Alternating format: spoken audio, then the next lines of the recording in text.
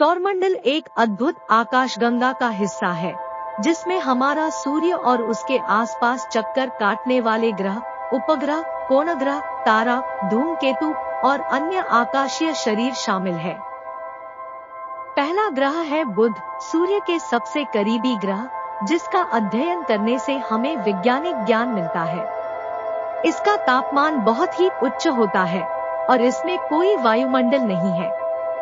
फिर आता है शुक्र, जिसे ग्रहों का देवता कहा जाता है। इसे भूमि का छोटा भाई कहा जाता है। शुक्र की सतह पर बड़ी गहरी बादलों की परत है, जो बारिश की बहुत होती है। हमारा आपका ग्रह है धरती, जिसे हम अपना घर कहते हैं। यह एक अद्वितीय ग्रह है, जिसमें जीवन का समर्थन होता है। मंगल ग्रह या लाल ग्रह भी बहुत रहस्यमय है। इसमें प्राचीन नदी बेड़, बारिश की संकेत और ध्रुवीय बर्फबारी है। बृहस्पति हमारे सौरमंडल का सबसे बड़ा ग्रह है और इसका आकार इतना बड़ा है कि अन्य सभी ग्रह इसके अंदर समा जा सकते हैं। इसका वायुमंडल अत्यंत उग्र है और यहाँ वायुमंडलीय विचलन होता है। इसका मुख्य विशेषता है ग्रेट रेड स्पॉट, जो बड़ी तेज गति से घूमता है।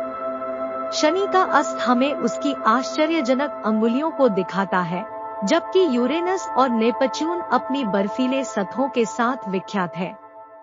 सौरमंडल में अन्य आकाशीय शरीरों में एक अद्भुत समृद्धि है, जो हमें हमारे ब्रह्मांड की अद्वितीयता का एहसास कराती है।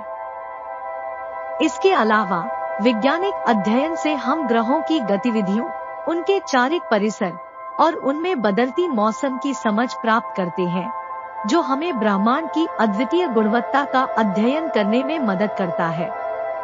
आज हम सौरमंडल के सबसे महत्वपूर्ण और रहस्यमय ग्रह सूर्य के बारे में चर्चा करेंगे।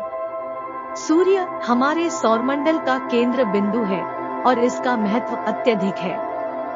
यह हमारे जीवन का स्रोत है, जो ऊर्जा और जीवन को पैदा करता है। सूर्य का कोर इसका अंदरूनी भाग है और यह अद्वितीयता के साथ भरा हुआ है, जबकि उसके अंग सूर्यमंडल की ऊपरी परत है, जो हमें ऊष्मा और प्रकाश प्रदान करती है। सूर्य की ऊंचाई लगभग 1.4 मिलियन किलोमीटर है और इसका तापमान मिलियन डिग्री सेल्सियस तक पहुंच सकता है।